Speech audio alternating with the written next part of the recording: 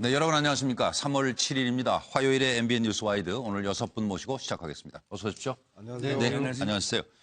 오늘 운명의 날이 발표되나 했는데요. 그 탄핵 심판 선고일 지정이 있지 않나 했는데 오늘이 아니랍니다. 그리고 8일 내일 이후에 통보한다 하는 소식이고요. 그래서 일단 내일 또 헌재 결정을 기다려봐야 할 것 같습니다. 오늘은 이 특검 조사 결과에 대한 대통령 측의 총공세가 시작된 것으로 보이는데 그 내용부터 살펴드리겠습니다. 이 와중에 최순실 측에서 특검법 위헌 심판 제청을 했는데 그 의도부터 살펴보도록 하겠습니다. 지금 보시는 대로 특검법은 위헌이다. 이렇게 위헌 법률 심판 제청을 신청했다 그 얘기입니다. 특검법의 위헌 여부를 가려달라 위헌 법률 심판을 제청했는데 형사 합의 22부는 삼성으로부터 뇌물받은 혐의를 심리 중입니다. 그래서 형사 합의 22부에 또 정유라 2대 입학 학점 특혜 혐의를 심리 중인 형사 합의 29부에 제청을 한 거죠. 이경재 최순실의 변호인은 박영수 특검법은 민주당, 국민의당이 독점적으로 추천권을 갖고 있어서 특정 당파에게 특권을 부여한 것이다. 따라서 위헌성이 너무나 중대하고 명백하다. 이렇게 지적하고 있습니다. 이 내용에 대해서 일단 여러분의 답을 좀 구하도록 하겠습니다. 예. 이 유영하 변호사 얘기는요. 일부 야당 추천만으로 구성됐다. 특검이. 그래서 태생부터 위헌적인 특검이자 전형적인 정치적 특검이라고 어제 지적을 했고요. 오늘 이경재 변호사는 야당만이 추천한 특검은 위헌이다. 이렇게 나오고 있습니다. 자. 원래 그 수사라는 게 엄격한 증거에 따라서 수사를 진행해야 되고 거기에 따라서 수사 결과를 발표해야 되는데 그냥 저는 뭐 한마디로 얘기하면 추측과 상상에 의존해서 공소장을 작성했다 이런 느낌. 원래 이제 특별검사제 제도라는 게 원래 취지가 입법부의 행정부에 대한 견제와 통제라는 취지에 돼 있습니다. 그래서 이걸 부합하기 위해서는 정치적 중립성과 공정성이 담보돼야 되는데 이번 특별검사법에 보면은 국회 통제권을 국회의원 전체가 아닌 또 야당 전체가 아닌 정의 잠깐 무소속을 제외한 더불어민주당, 국민의당에만 부여한 것입니다. 이것은 정치적 중립성과 공정성이 있다고 보기 어렵고 권력 분립의 원칙에 위배된다고 봤기 때문에 위헌적 특검을 제기했던 거고요. 일단 우리 서정욱 변호사님 의견을 좀 먼저 구하겠습니다. 저는 이게 그 의도는요. 예. 의도는 이게 그 특검 태생적으로 이게 위헌 문제가 있다는 걸 주장해서 이게 특검 수사가 불공정하다. 예, 그렇죠. 이걸 이게 주장한 의도인데요. 네네. 저는 이게 그 밑에 적은 것처럼 전혀 이게 받아들여질 가능성은 없습니다. 네. 왜냐하면 이게 유명한 우리 법원 중에 누구도 자기 사건의 재판관이 될 수 없다는 말이 있습니다. 이게 영국의 유명한 법치주의 노는 말인데 네. 예를 들어 대통령이 수사 대상이잖아요. 네. 그럼 이게 보통 특검처럼 여야 한 명씩 해서 그중에 여당을 딱 임명하면 그게 공정한 수사가 되겠습니까? 안 되잖아요. 그래서 이게 여야 합의하에 야당에서 2명 추천한 거거든요. 예. 따라서 이게 저는 이길 가능성은 제로다. 예. 김광덕 본부장님. 예. 위헌 법률 심판을 신청한 그 명분은 뭐냐 하면 야당만이 추천한 특검이 했기 때문에 공정성을 상실했다 이런 거로 이제 제청을 했는데 이거를 서울중앙지법에 제출을 했어요. 예, 그렇습니다. 그래서 법원에서 일단 판단을 하는데 법원에서 뭐 제가 보기에도 기각될 가능성이 굉장히 높죠. 그런데 만에 하나 인용이 결정될 경우에는 헌법재판소에서 이거에 대해서 별도의 위헌법률 심판 판단을 할 때까지 재판이 정지가 되게 돼 있어요.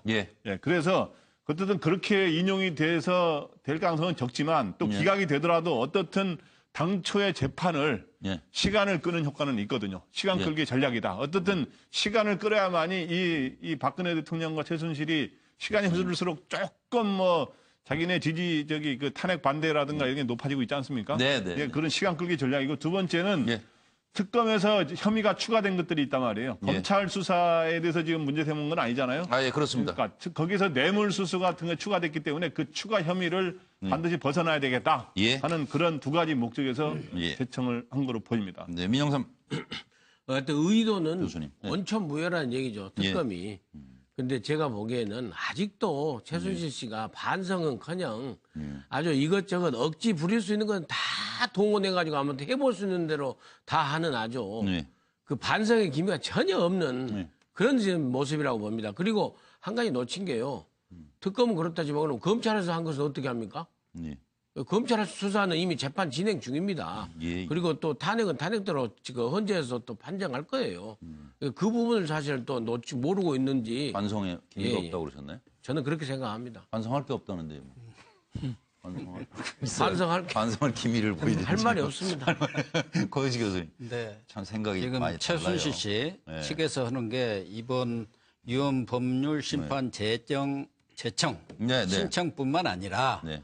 헌재 결정에서 인용이 되면 국제사법재판소에 가겠다. 이런 얘기도 있고 네. 또 지난번 인권 뭐 UN 이런 건 인권이사회에도 가겠다. 유엔 인권이사회도 다 그 사람들이 이게 실효성이 있고 가서 무슨 바뀔 가능성이 있는 게 아니고 예, 예. 아까 뭐 앞에서 이 얘기를 했습니다만 불공정성, 원천적 무효, 억지 불이익 이건데 못 먹는 감 찔러나 보자는 심보 그거 이상도 이하도 아니라고 봅니다. 정 마음에 안 들면 나라를 떠나겠다 뭐 그런 생각인가요? 뭐 마음에 안 어쨌든 이게 될 가능성이 없는 거지만 그래도 뭐 재판 못 먹는 지연이라도 감 찔러나 해보자. 보는 심정으로 해가지고 뭐 이렇게 자꾸 문제를 제기하는 그 수준 예. 이상도 이하도 아니라는 측면에서 본다면은 정말 어떻게 보면 좀 심하게 하면 치졸한 한 행위 아닌가.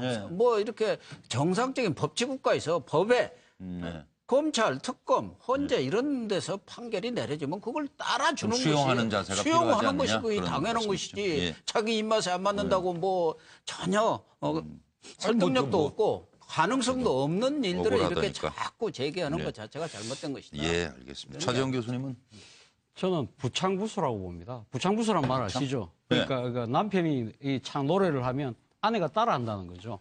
사실 어제 이혼했지 않았어요? 예?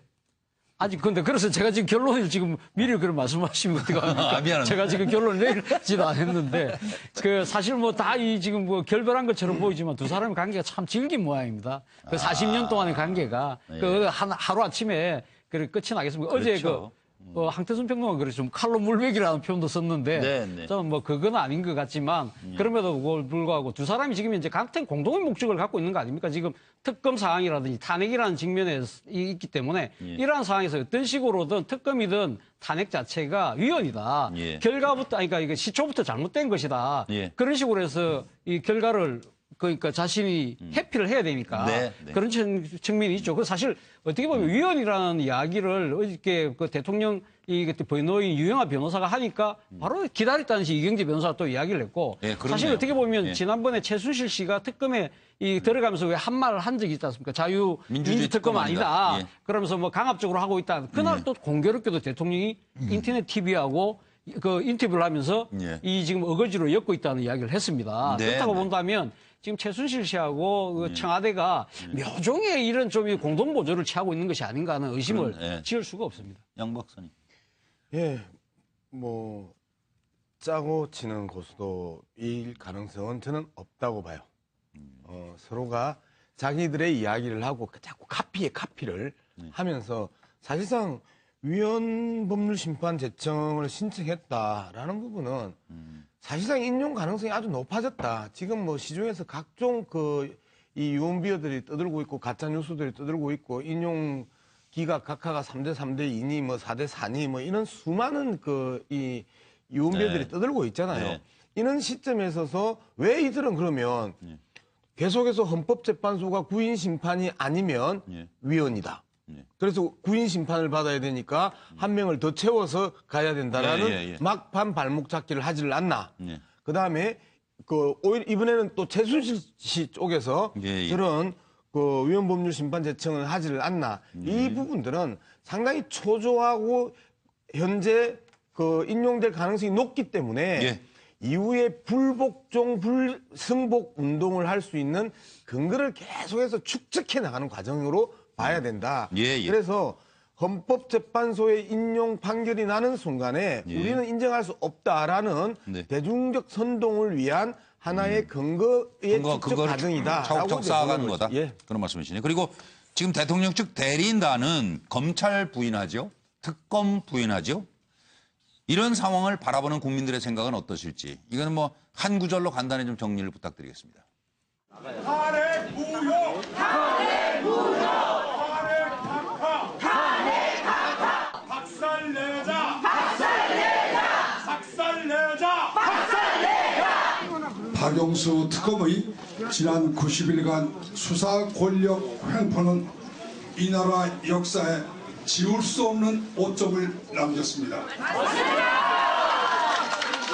박영수 특검은 그 출발에서부터 야당만의 추천으로 임명되어 권력으로부터 독립된 독립검사 본래의 Independent Counsel, Independent Prosecutor라는 취지에서 벗어나 태어난 태생적으로 외형적인 수사 권력이었습니다.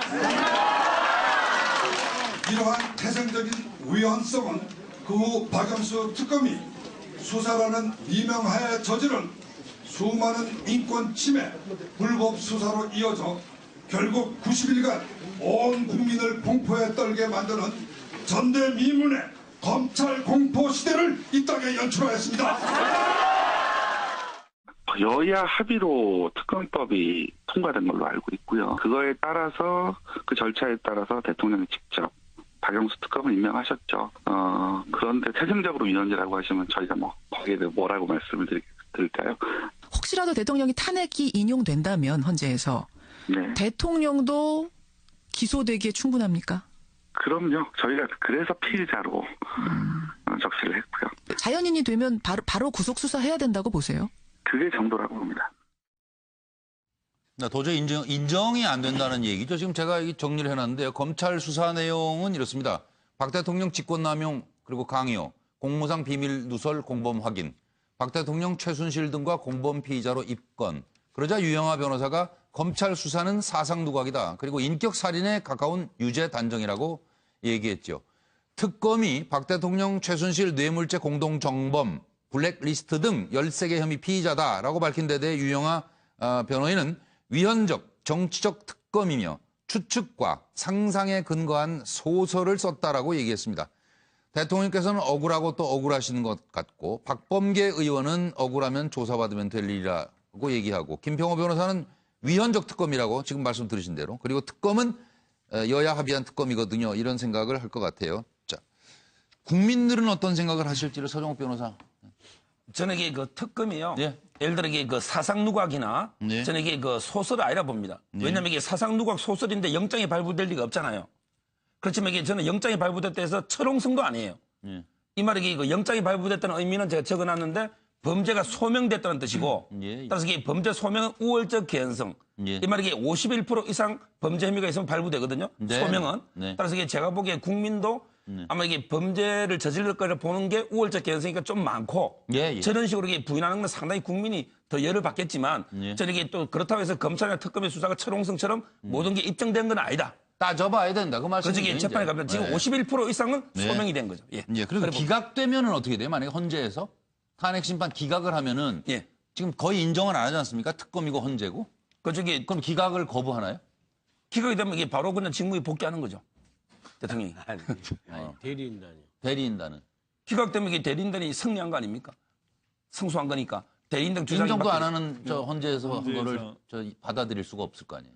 아마 이게 그 기각되면 당연히 받아들이고 또 뭐 특명되면 안 하겠죠. 예. 그러니까 이게 참, 이게 참 문제가 커요. 고무줄 잣대죠, 뭐. 네, 그러니까 이게 어떻게 해야 될지 모르겠어요. 말씀해 주세요. 예. 국민들은 검찰도 특검도 부인하는 대통령 대리인단한테 이런 생각을 할 것 같아요. 참 해도 너무한 몽리를 부리고 있다. 몽리, 거침없는 몽리다라고 생각할 것 같고. 그런데 보면은 이 대통령 대리인단이 굉장히 표현이 보면은 이 법률적 논쟁을 하는데 굉장히 그 문학적 표현하고 정치적 표현을 많이 해요. 또 사상 누각이라는 표현, 검찰 수사는 사상 누각. 그다음에 특검 조사는 소설. 이렇게 해서 굉장히 문학적 표현을 쓰지 않았습니까? 그다음에 또 정치 특검이다. 이렇게 하면서 정치적 표현을 많이 쓰고 법률적 표현보다도. 차라리 소설 한 편 보는 것 같았으면 국민들이 편했을 그래서 거예요. 오히려 이게 소설이 아니라서 그렇지 지금. 대리인단이 주장이 사상 누각이고 소설이다. 이 가능성이 높다. 그러니까 국민들 생각이 지금. 민 원장님은. 예, 대통령 대리인단을 바라보는 국민들의 생각. 예. 이제 대리인단 여러분 그만 좀 하시고 승복하시라. 이게 국민들의 생각이지 않을까요? 뭐 그렇지 않은 국민들도 계실 거고. 아니 그러니까요. 대다수의 국민들은 그러니까 이게 그 찬성이 탄핵이 찬성이든 반대든지 간에 한 78%, 뭐 7, 80% 그 여론조사는 그렇게 나오죠. 그렇게 나오는 그런 분들의 생각이 그러지 않습니까? 권영시 교수님. 그러니까 검찰 수사 결과는 사상 누각이고 특검 수사 결과는 소설이고 지금 그 얘기 아닙니까? 네, 그렇습니다. 대통령 대리인단의 이런 주장은 대통령의 생각과 똑같다고 거의 맞아떨어진다고 봐야겠죠. 그러면 박근혜 대통령은 그동안 법치를 주장한 사람이에요. 특검도 누가 임명을 했습니까? 국회에서 뭐 누가 추천했던 여야가 합의해서 2명을 추천해왔고 그 중에 1명을 대통령이 임명한 거 아닙니까? 그런 거예요. 본인 이 사람이 낫겠다 나를 수사하는 게. 근데 그 결과를 놓고 소설이라고 한다면은 전혀 논리적으로 맞지 않는 얘기들 하고 있어요. 더군다나 저분들은 아주 우리나라에서 알아주는 변호인들 아닙니까? 변호사들인데 더군다나 법치를 가장 강조하는 대통령 밑에서 그런 대리인단들이 그런 얘기를 하는 것은 어떻게 보면 얼토당토 않은 얘기가 아닌가 하면서 국민들 입장에서는 야 법치 대통령 맞아? 뭐 이런 얘기가 나올 것 같습니다. 차 교수는 어떻게 정리하셨어요? 자기가 아직도 공주인 줄로 아나 봐. 이거는 뭐 국민들이 이야기한 게 아니라 최순실 씨의 그 가게의 그 운전기사를 오랫동안 했던 분이 이 자기 엄마하고 앉아서 임선희 씨하고 이야기했다는 거 아닙니까? 지나놓고 보니까 6개월 동안 별소리를 다 들었네요. 그러네요. 별주머니 다 나왔고. 그래서 그 운전기사가 한 이야기가 그때 최순실 씨가 자기 엄마한테 이야기한 게 박근혜 대통령, 당신은 박근혜 대통령이 아니죠. 그때는 뭐 일개 민간인, 그때 정치도 시작하시기 전이니까 아마 그때쯤이었던 것 같아요. 아마 안 그러면 이 98년 그때 초선 당선됐을 때쯤이나 그때 뭐 자신이 아직도 공주인 줄 아나 봐 이렇게 뒷담화를 했다고 그러는데 아마 국민들이 지금 생각이 아마 그럴 것 같습니다. 우리는 분명히 박근혜 대통령을 국민의 공복, 국민의 심부름꾼으로 뽑아줬는데 본인이 마치 여왕이나 공주처럼 법 위에 있는 사람으로 착각하고 계신 거 아니냐. 그러한 생각을 국민들은 하지 않을까요? 공주가 아니다. 공복이라는 거죠. 그런 생각을 좀 안 하도록 했으면 좋겠다 하는 생각이 드는데 우리 양 의원 생각은? 흥부가 기가 막혀, 놀부가 기가 막혀, 국민이 기가 막혀. 이제 노래 제목이잖아요. 흥부가 기가 막혀, 놀부가 기가 막혀, 국민이 기가 막혀인데 만약에 이게 황당한 장작 소설이면 앞서 그 서 변호사 이야기했던 것처럼 검사도 황당한 사람이고 그걸 갖다가 보고 영장을 발부한 판사도 황당한 사람이고 그 다음에 이 황당한 소설을 갖고 헌법재판관들이 평의를 하는 것도 황당한 사건이에요. 그러니까 자신들 외에는 전부가 다 황당한 사람들이 돼버리는 그리고 지금 여러 달째 78%의 탄핵 찬성을 하고 있는 78%의 국민들이 다 황당한 사람들인 거예요. 이렇게 자신들을 제외하고 모두를 황당한 사람들로 만들어버리는 그리고 창작에 쏟고 창작에 울고 창작에 분노하고 창작에 촛불을 켜고 있는 이러한 어리석은 국민들로 만들어버리면 자신들한테는 뭐가 남을까요? 이런 생각을 해봅니다. 참 기가 막힙니다. 제가 막히는 기가 오히려 시청자들이 더 기가 막힐 거라고 봅니다. 한마디만 더. 말씀하세요. 저는 이게 아까 말한 것처럼 판사가 영장이 발부됐는데 사상누각 소설이라고 하는 건 잘못된 건 맞아요. 그렇지만 이게 특검이 그렇지만 이게 대통령이 마치 300억을 받았다. 이런 식으로 단정적으로 수사 발표한 거 있잖아요. 어제요. 그것도 이게 잘못된 거예요. 아까 말한 것처럼 이게 영장이라는 거는 그냥 우월적 개연성 51% 정도 소명만 되면 되는 거지. 이게 대통령이 300을 마치 받은 게 입증된 것처럼 저렇게 특검이 주장한 것도 그것도 이게 비판적으로 보는 국민도 많이 있습니다. 그 점도 유념해야 된다 하는 말씀으로 듣고 벌써 6시 19분을 지나고 있습니다. 그런데 최순실의 부탁은 왜 대통령에게 통했는지 그 점을 좀 따져보겠습니다. 자, 시녀 같은 최순실 제안에 대통령이 움직인 거 아니냐 이제 이런 의혹이 제기가 되는 거죠.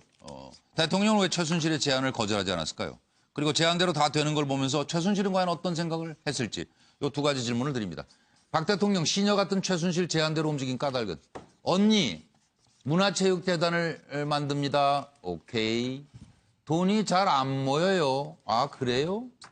정유라 세계적 스타 되면 그게 다 언니 업적이에요. 아 정유라 말을 사줘야 되겠네. 정유라 억울하게 우승을 못했어요. 속상해요. 나쁜 사람들 당장 아웃이에요. 동계올림픽 영재센터에 돈이 필요해요.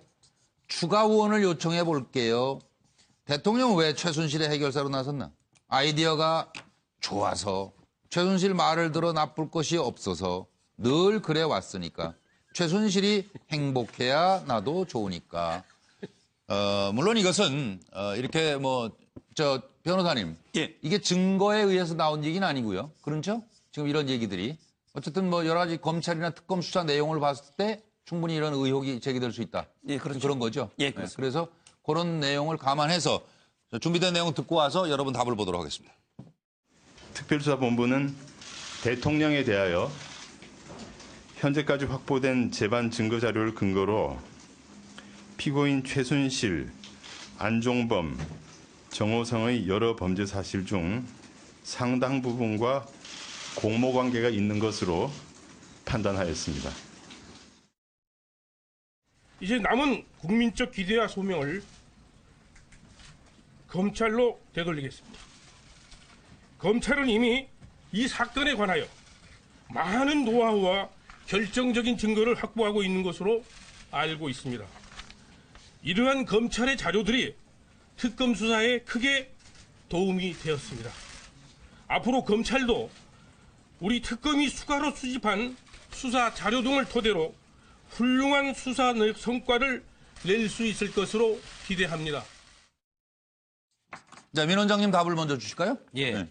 왜 최순실이가 저렇게 최순실 씨가 하는 예. 대로 다 하셨을까? 네. 정말 그 이유를요. 네. 저는 알 수 없습니다. 그래서요. 진짜 상상이 안 가요. 그러니까 일테면은 이거 도저히 상상조차 할 수 없는 저는 왜 그러셨는지 저는 알 수가 상황이. 없습니다. 아. 예. 나는 김영삼 대통령만 네. 해도 예. 그 현철 씨가 그렇게 했을 적에 바로 구속시키고 나무랐잖아요. 예. 지금 최순실 씨가 한두 가지입니까? 지금 이 판넬에 있는 것 말고도 네. 최순실 씨의 딸의 친구 아빠 회사도 도와주고 예. 최순실 씨하고 최순실 딸이 대출받은 은행의 그 직원도 승진시켜주고 예. 도저히 대통령으로서는 그런 부탁이 오면은 나무라잖아요. 내가 이런 것까지 해야 됩니까? 내가 얼마나 국정에 바쁘고 이러는데 아무리 우리가 40년 그러니까 친해도 네. 이럴 수 있냐고 나무라야 되잖아요. 그러니까 상상 불가의 일이다. 상상 불가이고 도대체 두 분이 무슨 관계이고 도대체 왜 그랬는지 저는 알 수 없어요. 고영신 교수는 아시나요? 저는 곰곰 생각해 보니까 네. 중국의 여러 그 황제들이 나라들이 명멸했습니다. 그 그럼요. 명멸한 네. 이유의 가장 큰 건 환관의 바로입니다. 환관. 네. 그 환관이라는 게 이제 말하자면 시종은 시종. 그렇죠. 시종. 네. 근데 왜 왕들이 초기처럼 강력한 그 왕들이 왕권을 유지하지 행사를 못하느냐? 못했느냐? 예. 후대로 갈수록 예. 황제가 예. 전부 그 환관들이 아기 때부터 키워줍니다. 네. 거기 둘러싸이는 키우고 거죠. 거기에 쌓여갖고 황관들이 다 권력을 장악해요. 늘 황제 옆에 있지 않습니까? 편하죠, 그게. 그래서 십상시라는 편해요. 것도 나오고 네. 다 그랬던 거고 알아서 다 해주는 중국의 여러 예. 왕조들이 다 황관의 바로로 멸망하게 되는데 예. 지금 박근혜 대통령도 예. 40년 동안 최순실의 손 속에서 있었던 사람입니다. 최순실의 예. 품 안에서 예. 말하자면 다 뭐 일상사에서부터 모든 것들을 최순실이가 컨펌도 해주고 네. 그러다 보니까 쭉 순치가 된 거예요. 순치가. 그냥 순치가. 자연스럽게. 말하자면은 본인은 시인이라 그러지만 네. 과거에 네.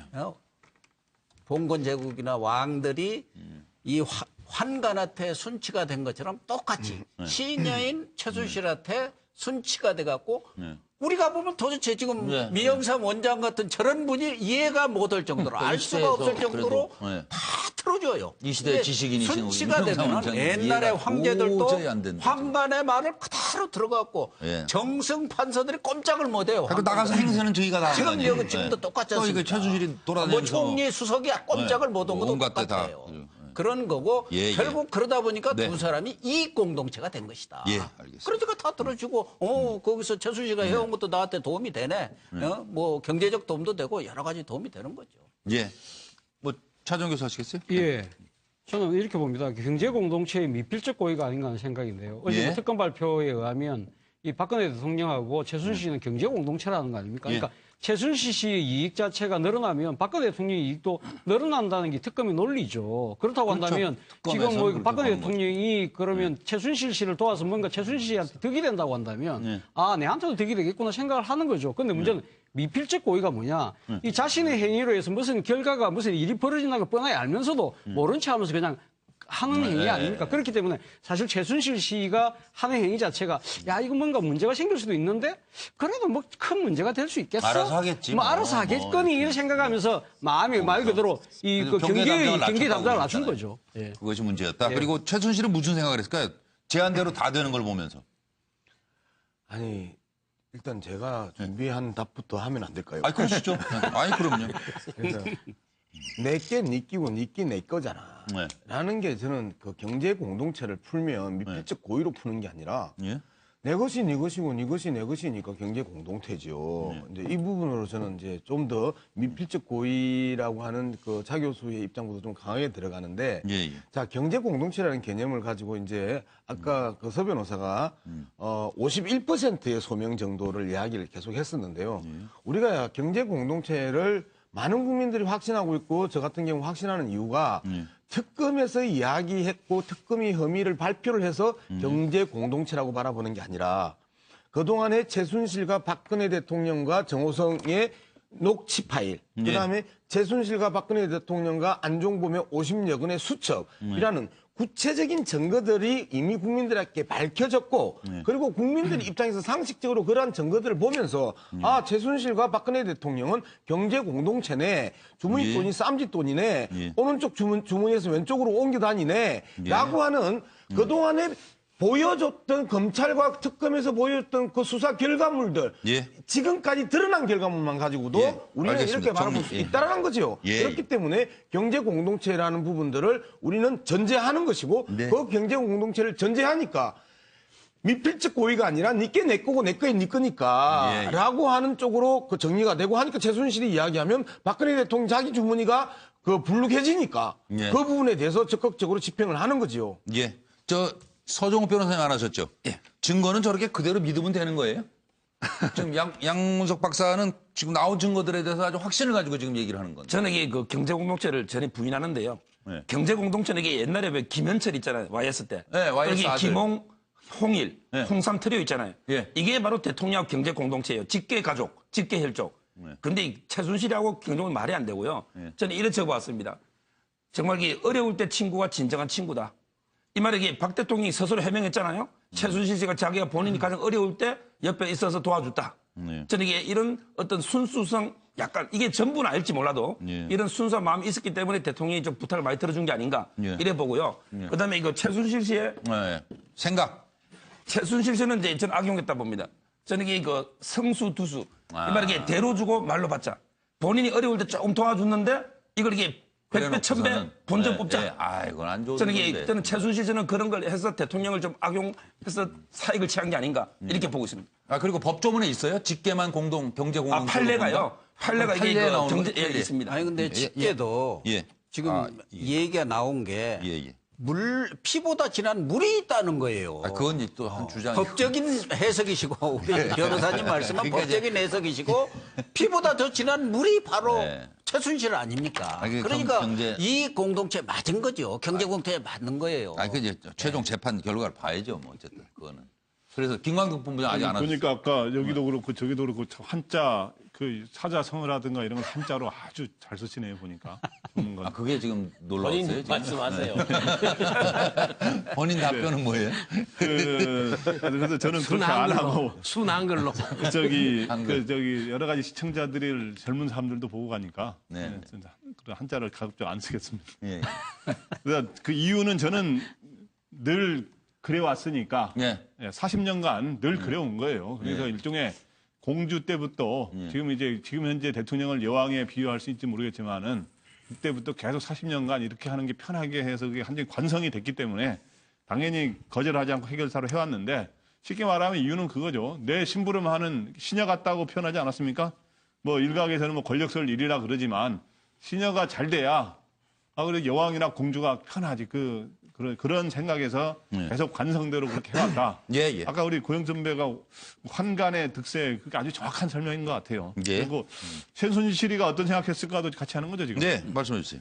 최순실은 지금 보니까 뭐 자기가 여기 지금까지 우리가 언론에 소개된 거는 다 성사대가 이루어진 것만 나와서 그런데 아마 성사되지 않은 것들도 좀 있긴 있어요. 언론에 나온 것도 뭐 그럴 있고. 수 있죠, 얼마든지. 예를 들어서 뭐 K타운 같은 것도 미얀마 K타운도 했는데 사업 계획서를 갑자기 뭐 하라 그래서 페이퍼 한두 장으로 해서 이게 안 되지 않았습니까? 그래서 맞아요. 아마 성공률이 제가 보기에 타율이 야구 같은 경우는 3, 4할이면 굉장히 높은 건데 한 7할은 됐던 것 같아요. 최고의 타자죠. 그래서 엄청난 타율이 높았는데 이거를 그 최순실 씨가 직접 자기 측근한테 표현한 적이 있죠. 내가 그 언니한테 의리를 지키니까 이렇게 또 그래도 계속 이렇게 챙겨주시지 않냐. 좋은 일이 그런 많잖아. 생각을 했던 것 같습니다. 제안대로 다 되는 걸 본 최순실 씨는 어떤 생각을 했을까? 아, 다음 것 또 제안해야지. 다음 건수 찾아보는 거예요. 이거 완성되는 거 그래서 보고. 잠도 못 자고 바빴다. 이거 말씀 안 하신 분 뭐 못하시는 제가 한번 할까요? 뭐라고 저는 아마 속담을 생각하지 않았을 거예요. 잘 키운 딸하나 열아들 부럽지 않다.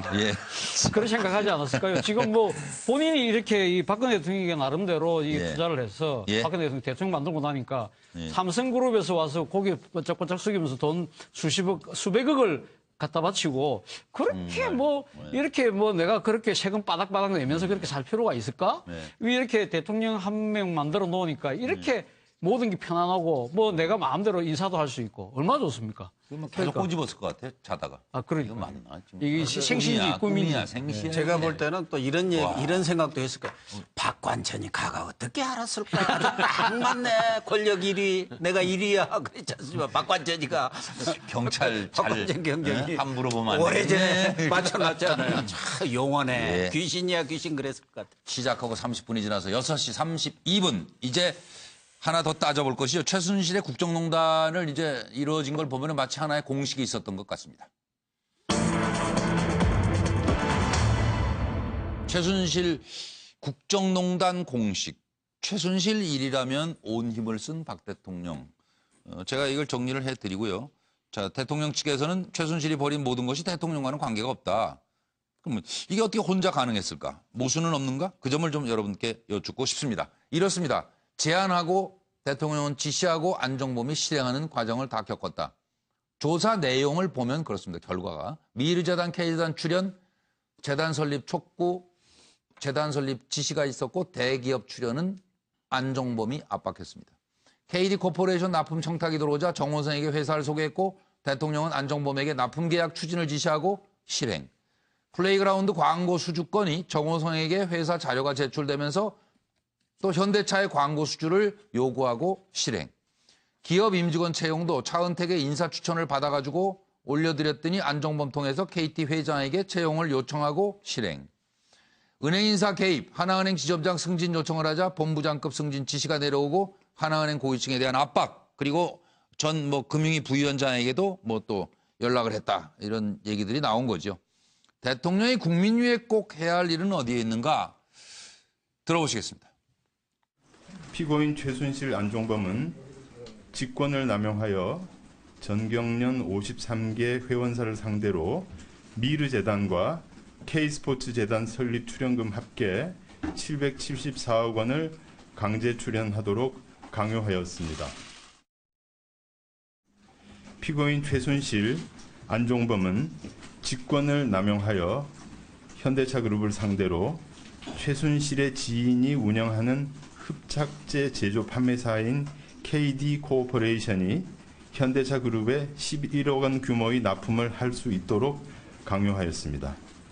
또 직권을 남용하여 현대차그룹을 상대로 최순실의 광고회사 플레이그라운드에 62억 원 규모의 광고를 주도록 강요하였습니다.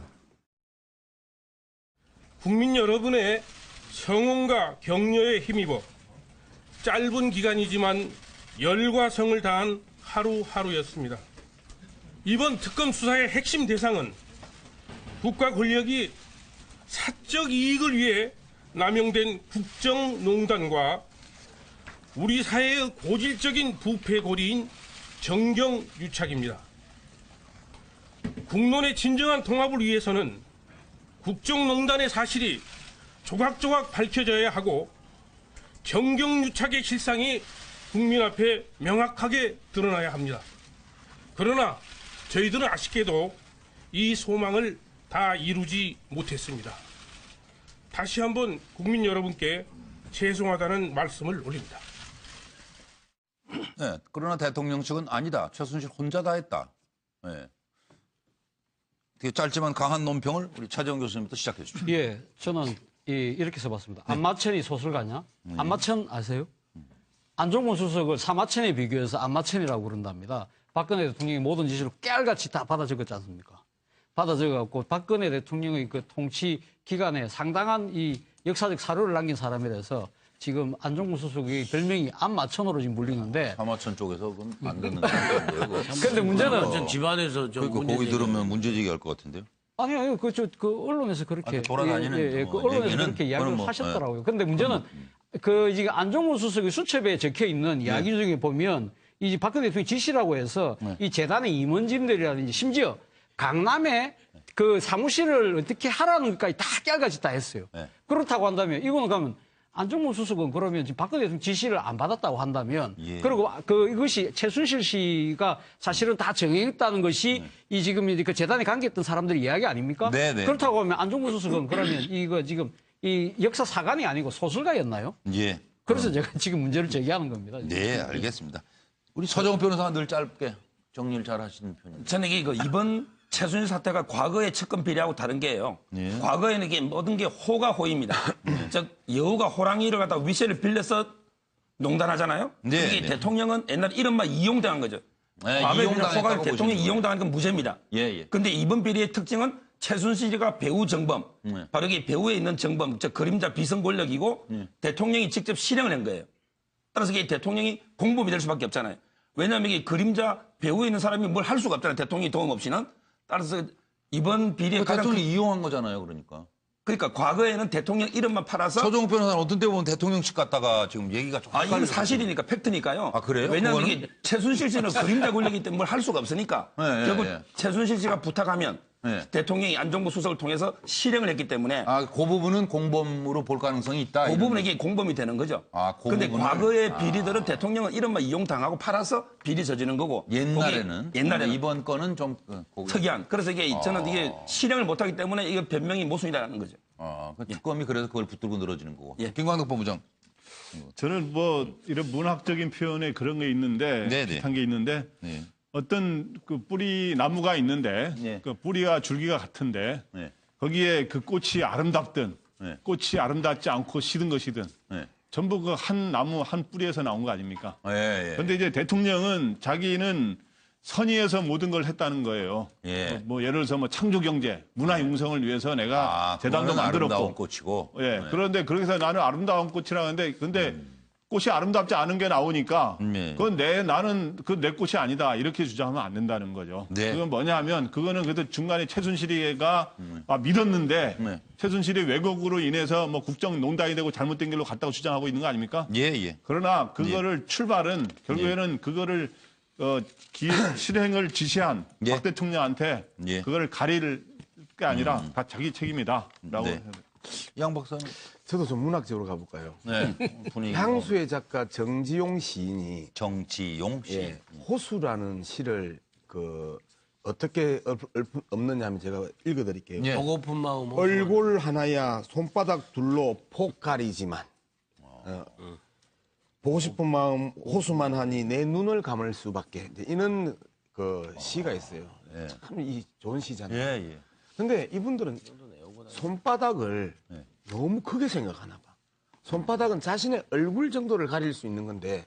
호수 가리는 용어로 썼다고요? 하늘도 알고 땅도 알고 국민도 알고 특검도 알고 검사도 알고 국회도 알고 판사도 아는 이 사실들을 끝내 저 손바닥으로 가리려고 하는 손바닥 기능에 대한 과대망상증 아니냐. 옛날에도 강남 큰 손들은 컸어요, 손이. 손이 작으니까 저 양 박사는 잘 이해를 못하는 모양인데.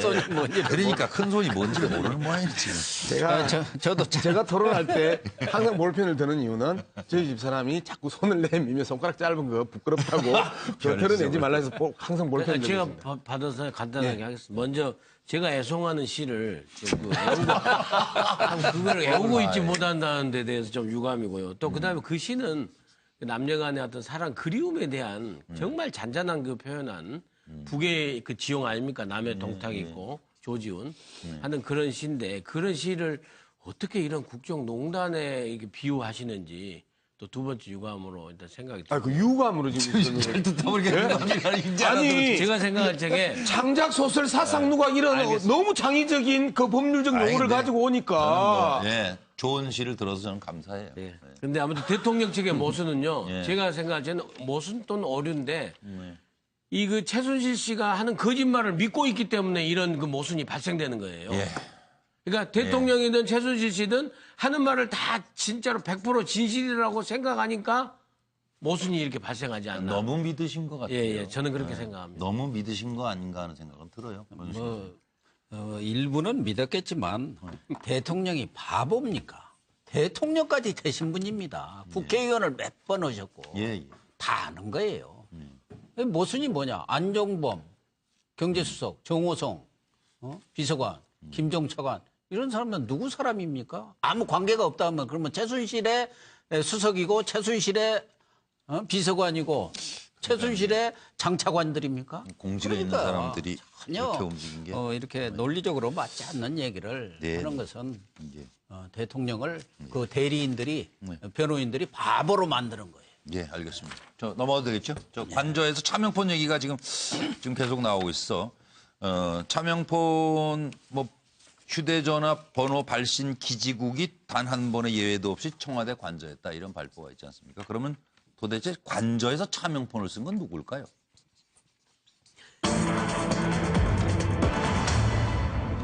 박 대통령 최순실 꼭 차명폰으로 통화를 해야만 했던 이유가 있는 걸까요? 여러분은 어떻게 생각하십니까? 자, 지금 특검 수사 결과 상황은 이렇습니다. 2016년 4월부터 6개월간 573번의 통화가 있었다. 최순실 도피 이후 귀국까지는 127차례의 통화가 있었다는 것을 확인했다는 겁니다. 그리고 윤 전 추의 차명폰 통화 상대방 중에 가장 횟수가 많았던 발신 기지국은 최순실의 실거주지 인근이었다. 그리고 최순실의 해외 출국 일자 해당 지역 사용 내역이 일치한다. 그러니까 나가면 외국에서 발신한 거고 들어오면 여기 사는 데서 발신한 거고 그렇다 이런 거죠. 주고받았다 전화를. 최다 통화 추적. 최순실 차명폰 최다 통화 발신 기지국은 청와대 관저다. 해외 순방 일정에 따라 해당 번호 국내 발신 흔적이 없더라. 박영수 특검 대통령 최순실 차명폰 핫라인을 유지했다고 확정했습니다. 대통령 측 유영하 변호인은 차명폰을 소지하거나 사용한 사실이 없다고 정면으로 부인했습니다. 장시호는 윤 전 추 차명폰으로 우리 엄마랑 대통령이 통화했는데요 라고 얘기했습니다. 이영선은 4021 대통령이랑 저랑 번호 뒷자리가 같아요. 이건 이제 확인이 된 거고요.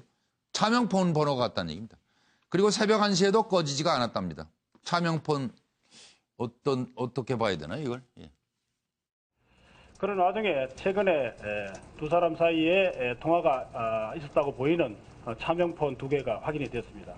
그래서 그 차명폰을 여러 가지로 검토해본 결과 두 사람 간의 통화가 2016년 4월부터 2016년 10월 26일까지 약 570회 정도로 알고 있습니다. 570회 정도 통화가 있었던 것으로 밝혀졌고, 그리고 특히 2016년 9월부터 10월 26일까지는 127회 통화가 된 것으로 드러나서 아마 오늘 그분이 압수수색의 필요성의 한 증거로서 제출된 것으로 알고 있습니다.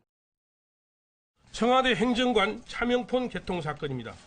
이 사건은 이영선이 수십 대의 차명폰을 개통하여 대통령 최순실 등에게 양도하고 대통령 탄핵 재판에 증인으로 출석해 허위 증언을 하고 국조특위에 정당한 이유 없이 출석하지 아니한 사건으로, 이 사건의 수사를 통해 대통령과 최순실이 서로 연락을 주고받은 차명폰 번호, 소위 핫라인이 확인되었습니다. 차명폰으로만 통화했다라는 건 이건 특검 팩트죠. 네? 그건 이게 밝혀진 거의 팩트라 봐야 되겠죠. 아니 거기서 하나 이제 유념해야 될 것이 그렇다고 대통령이 받았다고라는 게 팩트인 증거는 없는 거 아니에요 지금?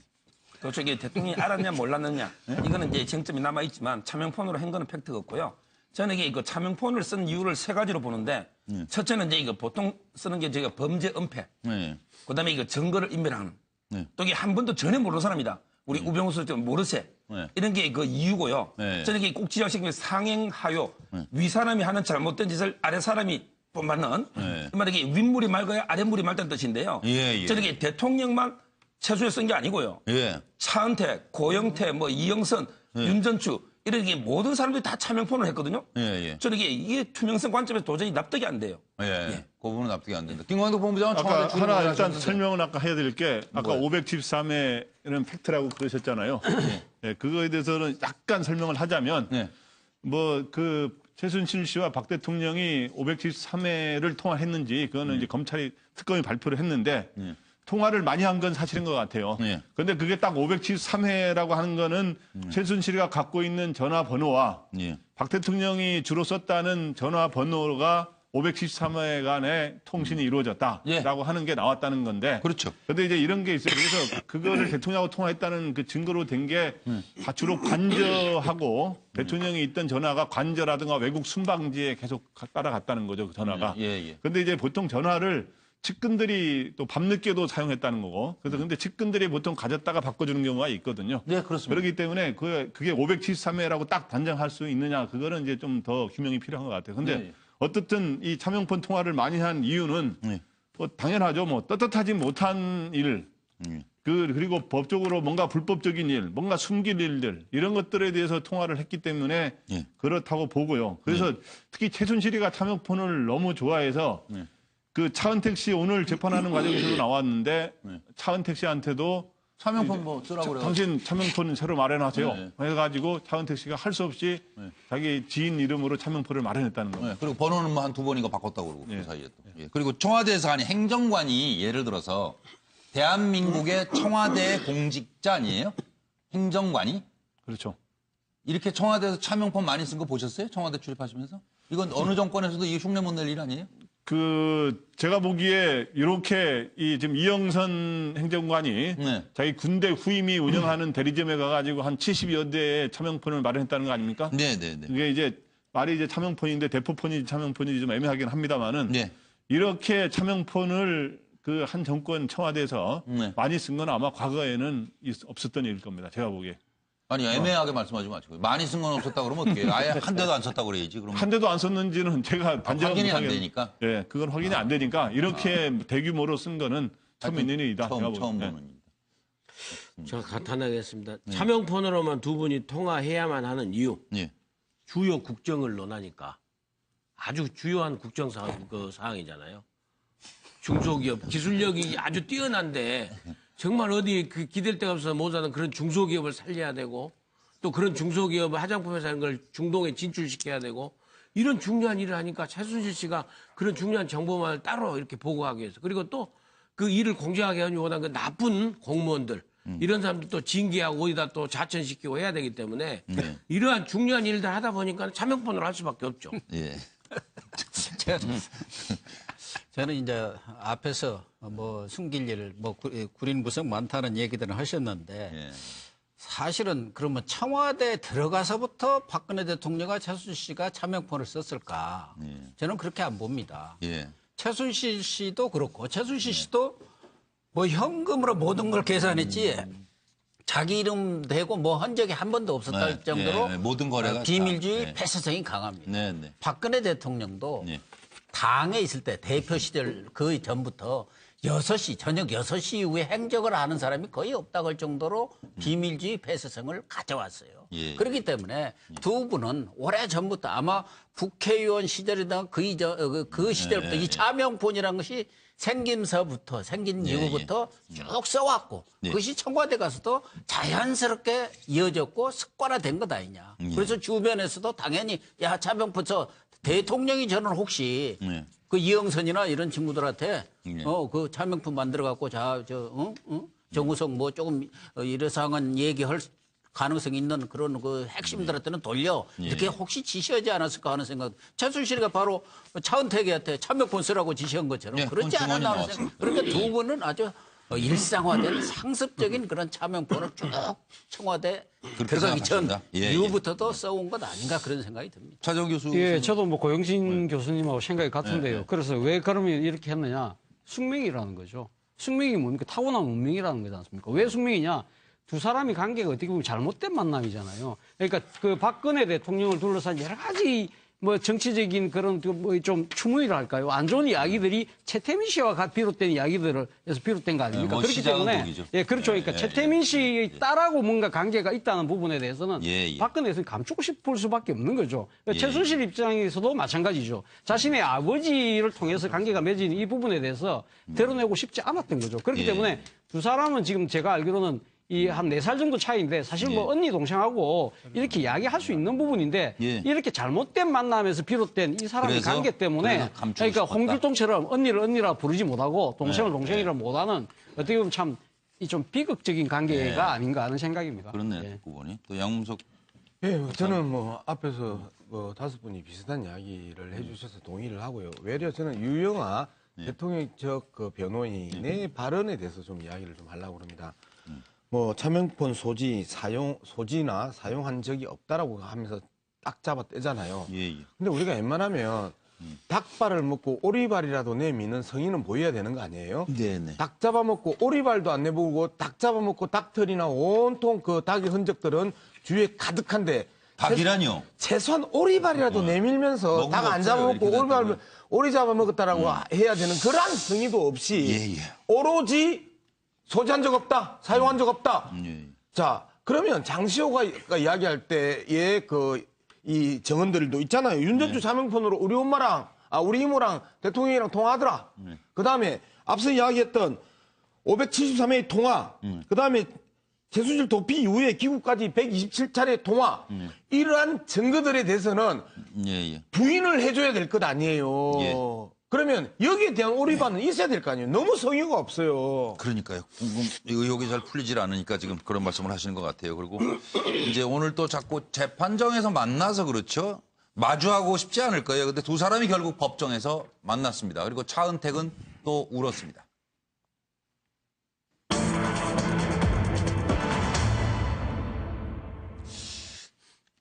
드디어 만난 두 사람.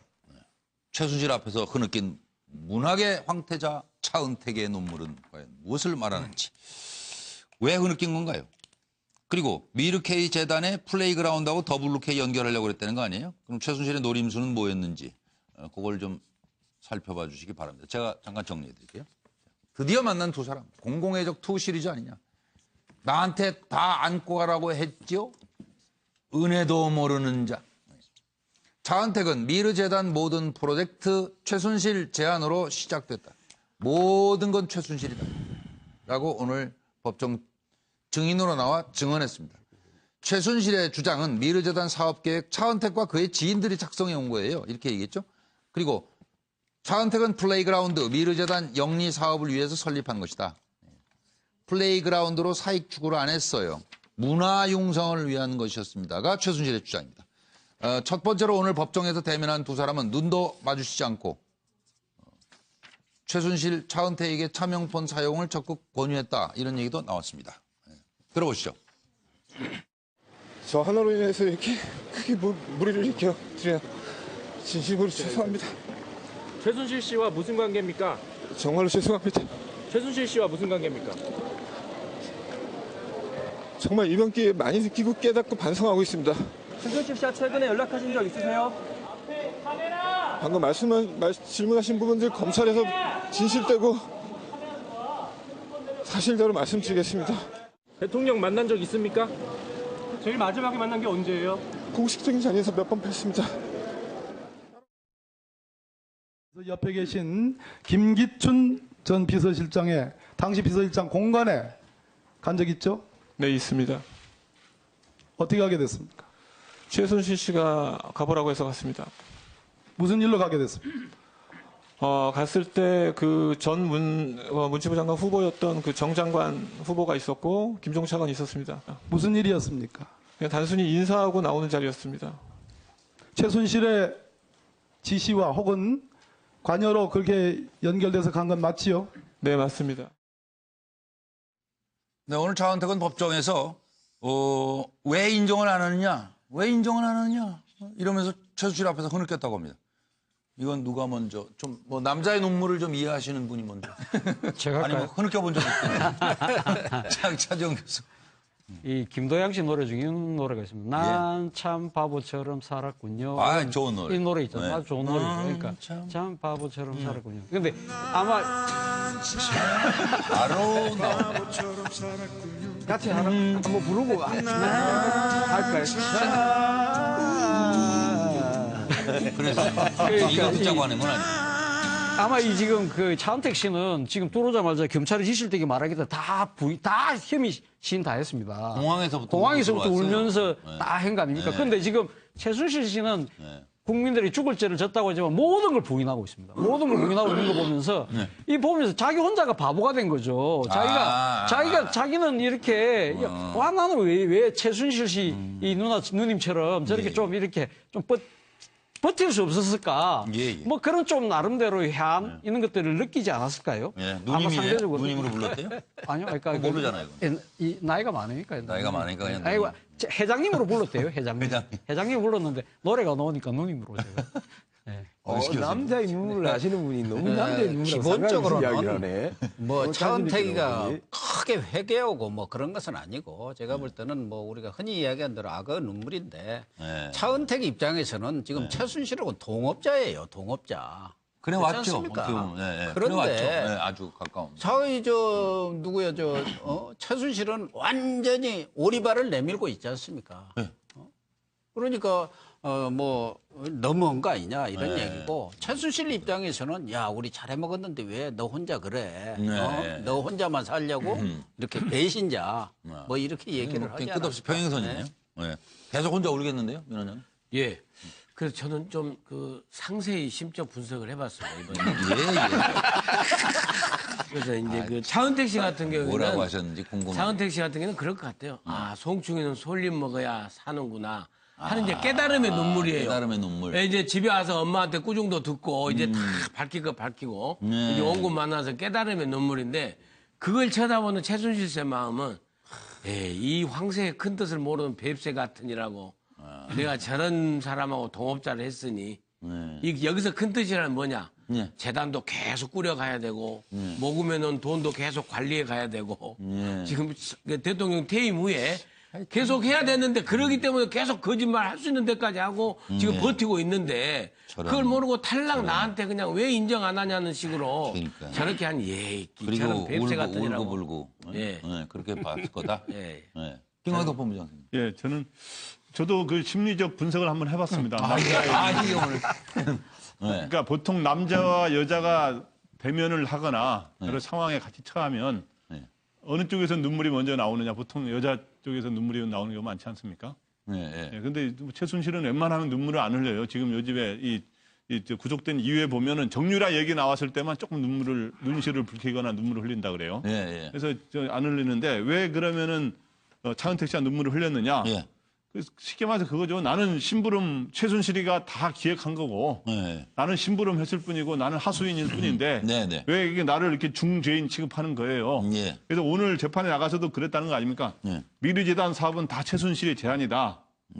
그래서 나는 그냥 심부름 했을 뿐이다. 이런 유사한 이야기를 했어요. 그래서 그 일종의 지금 현재 그 최순실의 가장 그 심부름을 가장 많이 한 첫 번째가 차은택이고 두 번째가 고영태라고 볼 수 있거든요. 그런데 고영태는 지금 그냥 뭐 구속도 안 되고 잘 지내고 있지 않습니까? 그러니까 고영태 코스프레를 하고 싶은 거예요, 자기는. 고영태가 부러워. 나도 이제 나도 고백하고 나도 빨리 나가고 싶다. 그런 겁니다. 서정호 변호사는 저는 이게 그 심리적 분석이 아니고 법리적으로 한번 분석해 보면요. 저는 이게 이 차은택의 눈물은 자기 형량을 줄이기 위한 악의 눈물, 거짓과 위선, 악의 눈물이다. 이렇게 단정을 하고 싶고요. 그런 경우 보셨어요? 변호인으로서 갔을 때? 이게 거짓 반성인 거죠. 진심의 반성이 아니고. 그럴 수 있겠네요. 재판관 앞에서. 그럼 이게 형량 자기가 죽음을 벗어나기 위해서. 이거 관련해서 한 말씀 드리고 싶으면 제가 한자로 이게 일구지학이라고 쓰는데 일구지학. 이 말이 이게 학자가 오소리라는 뜻이 오소리. 한은덕의 오소리라는 거는 한 통 속에 나쁜 물이 전부 이게 한 통 속으로 돌아다니는 거죠. 저는 예를 들어 차은택뿐만 아니라 뭐 장시호든 고영태든 전부 이게 한 통 속인데 지금 이게 자기 형량이나 책임을 줄이기 위해서 저는 이게 그 코스프레를 한다. 예. 이렇게 보는 거죠. 저는 이게 장시호든 고영태든 전부 이게 철저한 수사가 필요한데 특검이 안 한 걸 문제 삼습니다. 예, 예.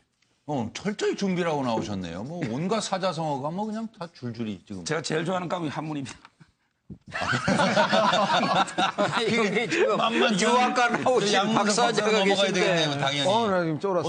어떻게 보세요? 아니 뭐 심리, 문학적, 법리적 이렇게 해석. 막 들어오니까 제가 뭐 쓸 수 있는 건 없고 아주 뭐 촌스럽게 한 써봤습니다. 예. 네가 다 했다 해라 했잖아. 예. 했다 이가. 예. 그만 네가 뒤집어 쓰라 그런데 와 그러노. 그랑께는 아씨 내가 다 한 건 아니잖아요. 그래서 누님도 했잖아요. 누님 시킨 거잖아요. 나는 연기로 이제 한번 풀어보는 거죠. 연기로. 네, 예. 그건 내용이 안 되니까 법리, 심리, 뭐 문학도 안 되니까. 예. 그래서 네가 다 했다 해라 했는데. 예. 그러니까 내가 좀 억울하지. 네, 제가 다 한 건 아니잖아요, 솔직히. 네. 그러면서 그 고영태의 그 고영태가 부러운 자은택이 이제 돼버린 거죠. 그러니까 발을 미리 좀 뺄 걸 하는 생각도 들 것 같아요. 아이고, 그리고 진작에 요 잠깐 이런 준비된 거야. 내용, 준비된 내용 들어보시고요. 어쨌든 좀 격조의 차이가 나기는 나네요. 사자성어와 연기가는 약간 격의 차이가 납니다. 오늘 뭐 계속 뭐 어떤 분은 그냥 보고 아니 어떤 분은 유감 표명을 하지 않나, 어떤 분은 그렇죠. 수준 차이가 난다 하지 않나. 빠르게 달려왔습니다. 근데 큰 무대에 오를 분은 7시가 연기를 잘해야 돼요. 그거 좀 괜찮았어요? 넘어섰습니다. 고맙습니다. 네. 미르재단, K재단이 있는가 하면은 그 뒤에는 플레이그라운드하고 더 블루K가 있었다는 게 이제 결국 문제입니다. 최순실의 노림수는 뭐였는지 잠깐 좀 여쭤보겠습니다.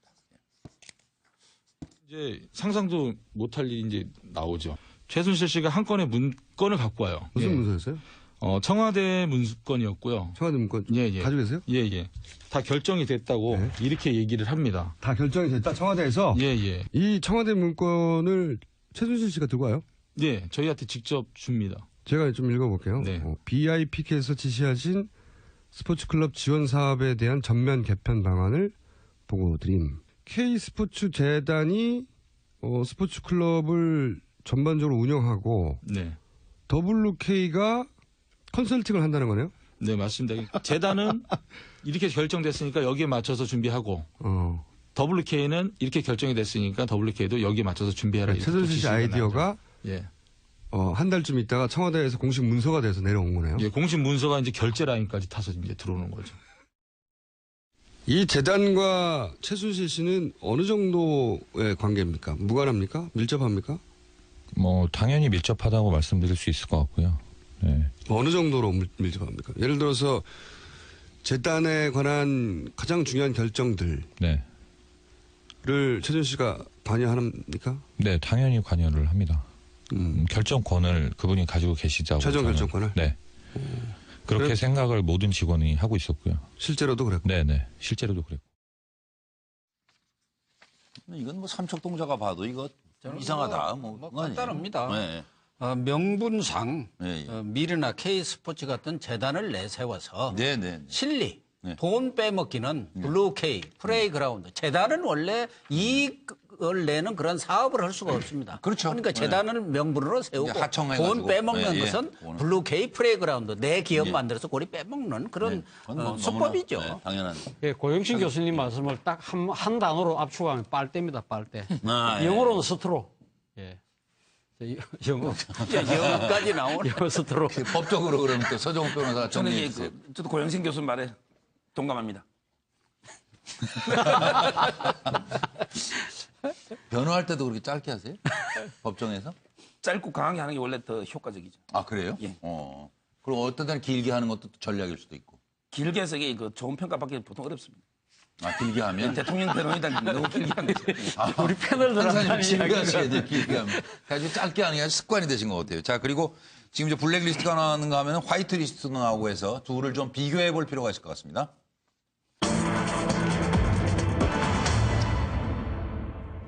자, 문체부 전현직 공무원들이 특검 압수수색을 기다렸다는 거예요. 네? 자료를 가지고. 그럼 뭐 이유가 있을 거 아니겠어요? 그걸 좀 여쭤보고 싶은데 제가 정리해드리겠습니다. 정부 비판하면 좌파 낙인이 찍힌 것이냐 이런 이제 지적이 나오는데 좌편향 문화예술계 문제가 많아요. 전 청와대 비서실장 김기춘 실장께서 반정부 성향 단체 좌파의 온상이다 전수조사를 지시했습니다. 그리고 구속됐습니다. 전 청와대 정무수석 조윤선, 문체부의 블랙리스트 명단 전달 및 지원 배제 명령 구속. 교문수석은 불구속 기소됐죠. 전 문체부 장관 실행 구속. 블랙리스트 대통령 김기춘 조윤선의 합작품이다라는 것이 특검의 생각입니다. 판단입니다. 좌파 성향 예술인들에 대해 325건 지원 배제가 확인됐다. 그리고 청와대 화이트리스트도 존재했다. 3년간 68억 원을 지원했다. 그런가 하면 실행에 소극적인 공무원은 성분 불량자로 인사조치도 했다. 문체부, 청와대, 교문수석실 공무원들 기록이 수사에 큰 도움이 됐다. 국과장급 그만둔 사람들도 자료를 갖고 기다리더라. 대통령 측 유영하 변호인은 블랙리스트는 지시한 적도 보고받은 적도 없다. 김기춘, 조윤선 한때 승승장구 그러나 나란히 구속되는 신세가 됐습니다. 문체부 공무원들은 그만두면서까지 자료를 챙긴 보람이 있어요. 이렇게 생각들 하시겠죠? 문체부 내에 찍어내기 인사 있었다고 생각하십니까? 최순실 씨 역량인지는 모르겠고요. 그건 뭐 특검에서 조사 결과에 따라 나올 것이고 찍어내기 인사는 분명히 있었죠. 그거는 어떤 분에 대한 거였나요? 그거는 블랙리스트와 관련된 부분입니다. 김기춘 실장이 부임한 이후로 계속 문화예술계에 대한 정부 비판 세력을 불이익을 주라는 지시를 했었고 거기에 응하지 않은 문체부의 간부들을 그런 식으로 인사추측을 한 것이 분명하다고 저희는 믿고 있습니다. 블랙리스트가 탄핵 사유가 돼야 된다고 생각하십니까? 그거는 헌재에서 판단할 문제지 제가 판단할 문제는 아니라고 생각합니다. 블랙리스트가 존재하는 게 맞아요, 안 맞아요? 이 정치적인 성향이나 이념에 따라서 이 예술가들이 지원해서 배제됐었던 그런 사례가 있는 것으로 지금 사례가 아니라 다시 말할게요. 문서로 된 블랙리스트가 존재하는 게 맞아요, 안 맞아요? 이 조사 과정에서 그런 문서가 있었다는 그런 진술은 있었던 것으로 알고 있습니다. 어려운 말 물어보는 게 아니잖아요. 블랙리스트가 존재한다, 안 한다? Yes, no. 어느 게 맞아요? 존재한다, 존재하지 않는다?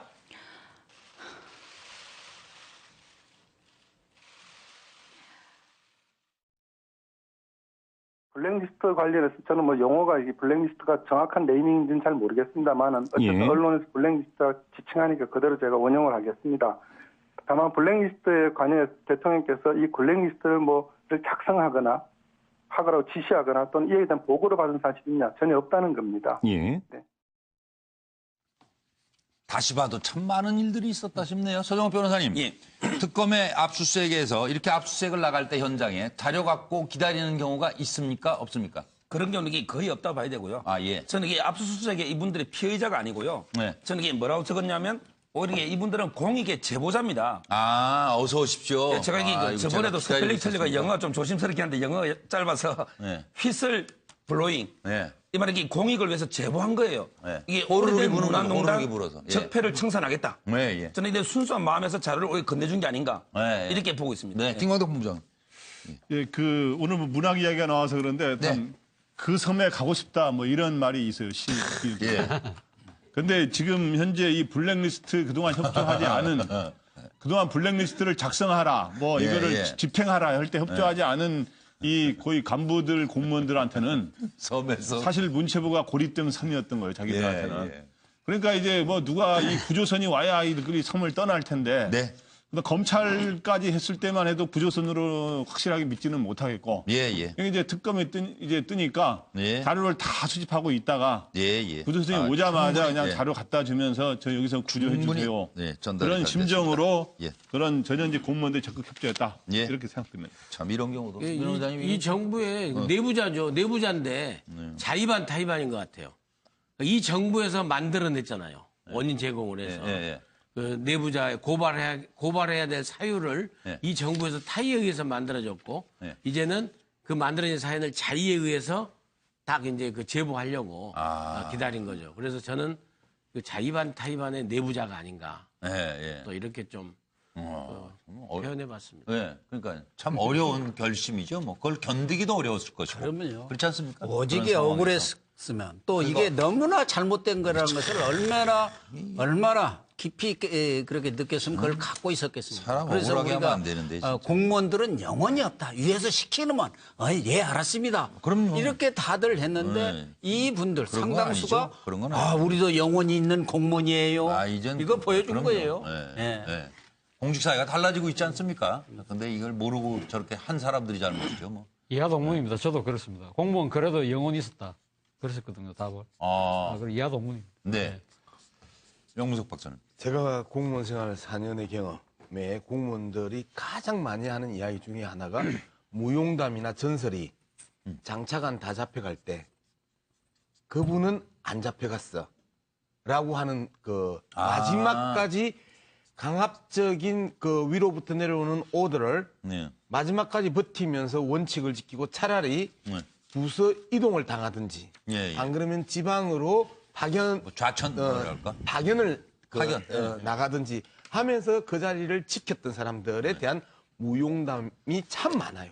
전설이겠네요. 전설로 전해져 옵니다. 적어도 공무원들, 그 문화부 고위공무원들이 이 블랙리스트를 보면서 이거는 상식과 몰상식의 부분과 그다음에 법치와 불법의 영역들에 대해서 명확하게 그 인지를 하고 있었고, 그리고 이러한 인지된 상황에서 저런 것들을 시키면 못하겠다고 버틸 수밖에 없는 상황이 있었었고, 이후에 또다시 이러한 부분들이 반드시 문제가 될 것이라고 생각했기 때문에 그러한 자료를 준비했고, 여기에 압수수색이 들어오니까 얼마나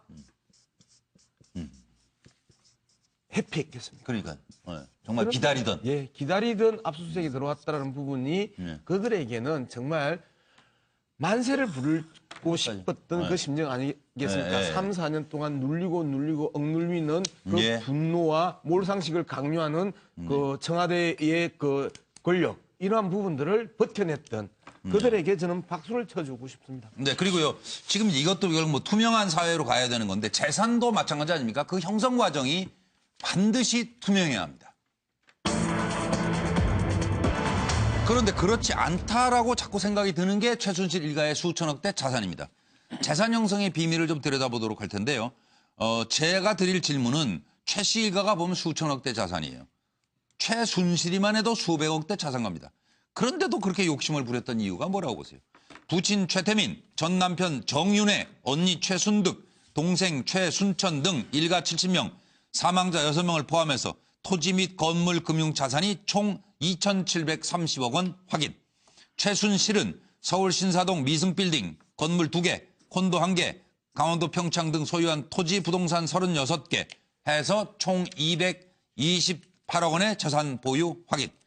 땅으로 재산을 불린 최 씨 일가 86년 9월부터 시작됐답니다. 86년 9월부터 큰 손이 된 거죠. 강남 일대 부동산 토지 등을 뭉텅이로 사들였고, 그리고 땅을 담보로 또 대출을 받아서 그 돈으로 개발 호재가 있는 곳을 구입했다. 그래서 특검은 삼성으로부터 받은 78억 원 불법 수익으로 보고 재산 추징 보전 청구했고, 특검은 최 씨 일가 재산 조사 한계로 불법 형성 과정을 발견하지 못했다. 그걸 이제 캐내지 못했다 그거죠. 그리고 이제 많은 분들이 최순실 유죄가 확정되면 이거 바로 환수하자, 이런 이제 얘기들을 하시게 되는 거죠. 먼저 최순실과 그 일가의 불법적 재산 형성 및 은닉 의혹 관련입니다. 그 결과 확인된 최순실의 현재 보유 재산에 대하여 법원에 추진 보전 명령을 청구를 하였습니다. 또한 확인된 최순실의 부동산은 36개, 신고가 기준으로서 약 228억에 이르고, 최순실 일가의 부동산은 178개, 2,230억 원으로 확인되었습니다. 현재 재산 보유 사항과 도출된 관련 의혹 사항에 대해서 상당한 진척은 있었으나 재산 형성의 불법 사항과 은닉 사항에 대한 조사가 완료되지 못하였습니다. 앞으로 조사가 계속 이루어질 것으로 보고 그동안의 조사 사항을 정리하여 서울중앙지검에 인계하였습니다. 근데 돈을 좀 만져본 패널 아니시고는 이건 빠지시는 것도 괜찮을 것 같은데요? 가져봐야 하는 거 아니에요? 돈, 그렇죠. 거기도 먹어본 놈이 더 잘 먹고. 안 먹어본 사람? 그 다음에 그 속담 있잖아요. 99섬 가진 부자가 100섬 채우려고 그 한 섬을 더 넣어 간다는 거 아닙니까? 돈 많은 최순실 씨 심리가 저는 이런 거지 않나 싶어요. 옛맛은 틀린 거 없어요. 저는 심리의 기본은 끝없는 탐욕인데 제가 정치적으로 가만히 생각해보면 왜 그 많은 돈에도 불구하고 계속 더 돈에 집착했을까? 저 사람은 박근혜 대통령 이후에도 우리가 대통령을 만들어야 한다. 일선에 반기문, 우병우까지도 큰 꿈을 가졌다고 하지 않습니까? 그렇다고 한다면 우리가 또 앞으로 거기에 필요한 정치 자금을 마련해야 한다. 그런 얘기도 나왔잖아요. 혹시 이런 생각을 했었지 않았을까 하는 생각을 합니다. 예, 차정 교수님. 예, 결국은 지금 이제 그러니까 이 대통령 권력이 화수분이라는 거죠. 끝없이 지금 이 재물이 쏟아져 나오는 그렇게 인식을 했다는 거죠. 그렇기 때문에 대선 권력을 이용해서 많은 걸 찾아야 되겠다 생각을 했고요. 그래서 제 스스로 좀 디스를 하겠습니다. 아빠 숙명을 쓸 때 이런 명자를 썼네요, 제가. 목숨 명자를 써야 되는데. 스스로, 그렇네요. 예, 디스를 하겠습니다. 죄송합니다. 예. 바로 잡겠습니다. 감사합니다. 아니, 뭘로 넘어갔네. 범죄를 저지른 수많은 고위공직자들이 이렇게 차 교수처럼 바로 사과를 하면 그게 또 범죄하고 연결이 돼요. 그렇게 국민들이 미워하겠어요. 작은 실수라도 인정하는 그렇죠. 자세가 좋다. 네, 그리고 근데 왜 이런 질문을 했는지 모르겠어. 수천억 자산임에도 불구하고 왜 욕심을 부렸나? 이게 질문이라고 지금 이게 해놨는지. 네? 그 답변을 하지 않으시면 되잖아요. 저게 질문이에요. 왜 욕심을 부렸나? 다다익선이고. 쉽죠. 욕심이 죄를 낳고 제가 사망을 낳는 거 아니에요. 그거를 모르는 사람이 어디 있습니까? 한 번 더 확인하자. 그런데 저는 질문은 앞으로 좀 하지 마세요. 예. 서정욱 변호사님. 저도 이거 한 말만 딱 드리면요. 바로 이게 지족 불욕. 이 말이 최순실 씨가 만족함을 알았으면 지족, 불욕, 욕을 당하지 않았을 것인데 욕심 이게 끝이 없어서 문제다. 이걸 한마디로 충고해주고 싶습니다. 정말 아쉬운 대목입니다. 김광탁 본부장님. 최순실 씨는 하여튼 돈에 대한 욕심이 엄청났던 것 같고요. 계속 그렇게 살아왔고. 그러니까 기회가 될 때 더 모아야지. 그래서 박 대통령이 집권 5년이 가장 기회 아닙니까? 본인한테는. 기회 이를 때 열심히 모아가지고 지금보다 2배로 불려야지. 예를 들어서 이런 생각을 했을 겁니다. 그리고 이제 7시 17분이 되고 있습니다. 한 두어 가지 현안을 좀 짚어보도록 할 텐데요. 김종인이 움직입니다. 민심도 움직일까요? 비례 5선 김종인 의원이 민주당 탈당을 선언했습니다. 그리고 다른 당은 또 안 간다고 했습니다. 뭘 노리는지. 대선판의 파괴력이 과연 어느 정도라고 여러분 보십니까? 할 일 없어 탈당? 어느 당으로 가지는 않을 것? 민주당 탈당에 새로운 개혁 세력을 만들 것이에요. 내가 킹 될지는 두고 봐야. 탈당 구체적 날짜 확답 못해. 당분간 혼자 생각 좀. 손학규 전 대표는 개혁연대의 공감대 형성, 김종인 민주당 개혁 세력 양자 대결 만든다 해. 김종인 창당은 하지 않을 듯. 김종인 탈당으로 정치에 빅뱅이 올 것. 두 분이 만났죠. 조찬 함께 하셨죠. 자유한국당 정우택 원내대표, 김종인과 연대 영입 가능성이 대단히 높다. 바른정당 김무성 의원, 김종인과 반패권, 개헌 같이 논의할 것. 더불어민주당 손혜원 의원, 당의 기관총을 난사했다. 뜻대로 안 될 것이다. 국민의당 박지원 대표, 어려운 결단. 국민의당과 함께 갔으면. 여기저기서 러브콜이 많으시네요. 들어보시죠. 김종인 전 대표는 고인수 교수님. 이번 대선에 출마합니까? 출마를 하고 싶은 마음은 꿀떡 같은데 출마를 하라는 사람이 없어요. 그게 이제 제일 고민입니다. 이게 받쳐줘야 하는데 본인이 혼자 나간다고 할 수도 없고. 괜히 여쭤봤네요.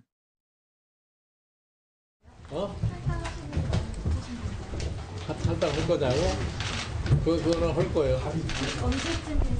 아니, 내가 이제 발표는 날 보시면 알아요. 공식적으로 발표를 하셨는데 아직. 아니, 탈당을 하려면 공식적으로 해야지. 그러면 비공식적으로 탈당을 할 수는 없잖아요. 시기는 아직 정하지 않으셨다면서요? 날짜는 내가 알아서 판단해서 할 거예요. 자유한국당이나 국민의당에서 계속 접촉을 하고 계신 걸로 보도가 되고 있는데. 내가 어디 당으로 들어가거나 그러지는 않을 거예요. 직접 출마를 하실 거다 이런 보도도 계속 나오잖아요. 그거는 두고 봐야 할 일이고 그거를 미리서 뭐라고 얘기를 할 수는 없잖아요. 그게 사실이라면 대단히 안타까운 일입니다. 김종인 대표님은 우리 당이 정권 교체를 하기 위해서도 뭐 꼭 필요한 분이고 또 정권 교체 이후에 우리 경제의 민주화를 위해서도 꼭 필요한 분이라고 그렇게 생각해서 모셔왔었고 끝까지 함께 하기를 바랬습니다. 제가 탈당 이후에 그분께서 어떤 선택을 하실지는 잘 모르겠는데 그러나 우리가 경제민주화라는 그 정신만큼은 우리가 어떤 경우에든지 끝까지 지켜나갈 것이다. 이거 뭐 천상 답변을 고영신 교수님 그 해명으로 시작해야 되지 않을까요? 나가라는 분들이 있는 모양인데요. 나가라는 분이 있는 게 아니라 내쫓으려는 분들이 많은 것 같아요. 그래서 내가 할 일이 없다. 민주당이 남아봤자. 근데 어쨌든 김종인 대표로서는 지금 또 오히려 나간다고 하니까 여러 당에서 모시겠다고 지금 하지 않습니까? 근데 가면 거기 가서 별 효용성이 없으니까 내 중심으로 한번 빅텐트를 치겠다. 내 중심으로. 그러면 대선판 파괴력은 아직도 미지수다? 또 하나는 저분은 지난번에 제가 한번 배웠을 때도 보니까 헌재 결정에 대해서 우리와는 좀 다른 시각을 갖고 있더라고요. 혹시 기각이 될 가능성도 염두에 두고 있고 그렇게 될 경우 상당한 시간이 걸리는 거고 12월까지 그렇게 되면 이 정계에 상당한 빅뱅이 이루어질 가능성이 있다. 그런 생각을 하시는 것 같아요. 그래서 그런 때 구심점이 될 수 있다. 앞으로 경제 대통령으로서 또 통합의 대통령으로서 역할을 할 수 있다는 생각을 갖고 있는 것 같아서 저는 뭐 경우에 따라서는 뭐 그 나비 효과라고 하나요? 그런 것에서 상당히 그 정부 운영에 앞으로 파괴력이 꽤 있다고 이렇게 봅니다. 뭐 시한폭탄이기는 하지만 파괴력은 꽤 있을 것이다 이렇게 봅니다. 탈당 선고기를 뭐 예고편을 하시는 것도 아니고 언제 나갈지는 또 말씀을 안 해주고. 요 시간이 많이 없어서 짧게. 저는 아마 그 속내는 이번에는 킹메이커가 아니고 킹이 한번 돼보겠다. 이런 의도 같은데요. 저는 이게 유비의 자질과 제갈량의 자질은 틀리다 봅니다. 이 말은 이게 킹과 킹메이커의 자질이 다르고요. 저는 이게 김종인 그분은 이게 킹메이커는 훌륭해요. 그러니까 이 킹 자질이 안 되고 저는 찻잔 속에 태풍에 불과하다. 파괴력이 없다고 봅니다. 킹 될 생각도 있다는 얘기도 있던데요. 김광수 본부장님. 네, 김종인 전 대표가 결국에는 탈당을 했네요. 올 것이 왔는데 그러면은 그 본인이 이제 킹메이커보다는 킹에 관심이 있다 그랬는데 제가 보기에 조금만 서둘러 주십시오. 김킹이 되는 거는 제가 보기에 어렵습니다. 요약하자면. 근데 킹메이커가 되는 거는 세모표를 했어요. 제가 하면. 비문재인, 비패권, 개헌연대 뭐 이런 데서 세멘트 역할을 할 수는 있다 이거죠. 그래서 킹메이커는 이제 세모를 했고 근데 할 수 있는 거는 문재인 대세론 흠집 내기. 그거는 뭐 영향이 있을 흠집을 것이다. 계속 내면서 결국 그런 역할을 할 수 있다. 이렇게 봅니다. 그 대통령이라는 것은 정말 그 시대가 부르고 역사가 손짓해야 되는다고 저는 보거든요. 그런 측면에서 경제 대통령, 그다음에 연륜의 통합 대통령, 그런 시대가 부르고 역사가 손짓할 기회가 있을 수 있다. 저는 그렇게 보고요.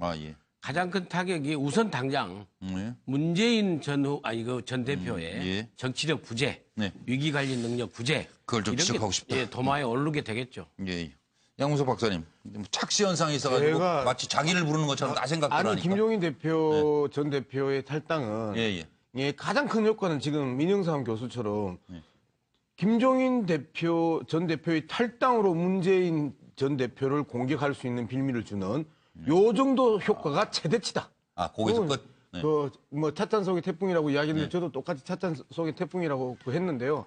뭐 성품 자체가 스포트라이트를 받는 걸 좋아하시잖아요. 그래서 그냥 스포트라이트 한번 받아보는 거예요 지금. 존재감이 있다. 나 아직 살아있다. 그거 외에 이상 이하도 저는 없다고 봅니다. 저도 뭐 비슷한 생각인데요. 그러니까 모두 까기 자르라는 말이 있습니다. 지난번 총선 때 그 안철수 국민의당 당시 대표를 상당히 그때 김종인 당시 그 더불어민주당의 비상대책위 대표가 상당히 공박을 하지 않았습니까? 그때 안철수 당시 국민의당 대표가 한 이야기가 모두 까기 자르라고 그랬거든요. 모두를 비판하는. 그러니까 자르다 그랬는데 뭐 결국 뭐 자신이 정치 지금 이제 대선 국면에서의 자신의 그 정치적 존재감 가시 그 이상도 그 이하도 아니다. 저는 그렇게 보고 싶습니다. 지금 뭐 대선 얘기했고 뭐 탄핵 얘기도 했습니다만은 어찌 될까 그것도 중요하지만 실제로 당장 시급한 발등의 불을 어떻게 끄느냐가 우리의 과제입니다.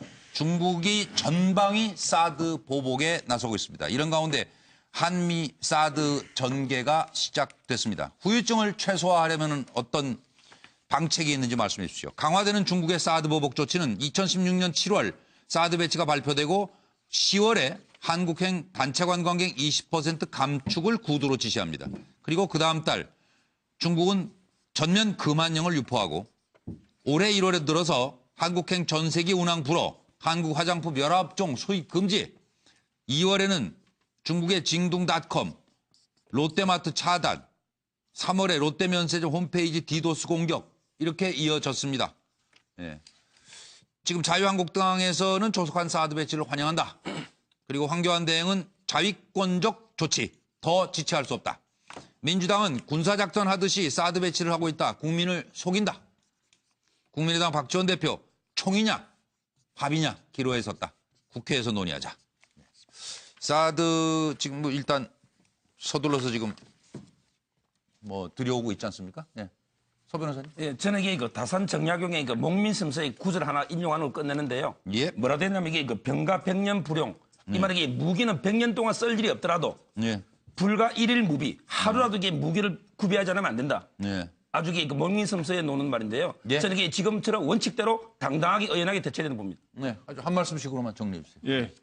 저는 사드 배치에 대해서도 국론을 모으는 게 좋겠지만 이거는 이제 약간 갈라져 있으니까 최소한 이 중국의 전방위 사드 보복에 대해서는 여야 그리고 진보 보수 가릴 거 없이 일치 단결해서 중국을 비판하면서 거기에 공동 대응을 해야만이 이거를 넘길 수 있다. 이렇게 생각합니다. 정말 저 양우석 박사도 이거 하나 근데 하나 이 되는데. 사드 문제 자체가 배치하는 전 과정에 있어서 심각한 문제들이 있었음에도 불구하고 이양 벌어졌기 때문에 여기에 대해서 전방위적으로 우리가 중국과 싸우자라고 하는 그 이야기는 저한테는 진짜 선동으로 들려요. 아, 그러니까 국회에서 다시 심도 있게 논의하자. 국회에서 가서 이야기를 해야죠. 이게 예, 알겠습니다.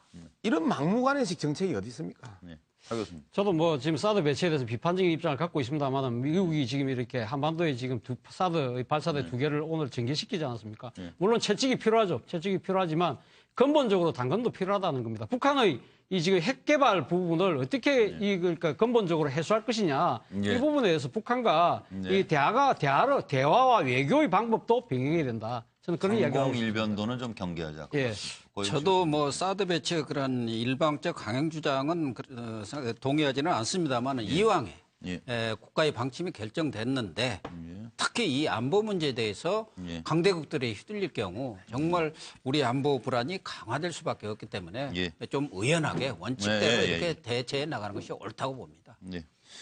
민영삼 원장님의 해법은? 선 내부 통합이죠. 우리가 먼저 의견이 통합돼야 된다고 생각을 하고요. 그리고 나서는 대책은 일본의 그 센카쿠 열도 그 예를 갖다가 잘 우리가 선례로 삼아서 한 2년간 중국이 보복했는데 일본이 버텼어요. 물론 우리하고 경제력이라는 좀 차이가 있긴 하지만은 그런 측면에서 아무튼 선 내부 통합이 아주 중요하다. 일단 그렇게 생각합니다. 요즘 많은 분들이 아마 그렇게 생각하실 거예요. 더 이상 대한민국이 세계의 조롱거리가 돼서는 안 되겠다는 생각도 하실 거고요. 그리고 이 뭐 중국 문제 이것도 생각해 보면 더 이상 대한민국이 아무도 두려워하지 않는 나라가 돼서야 되겠습니까? 오늘도 6분 수고 많으셨고요. 시청해 주신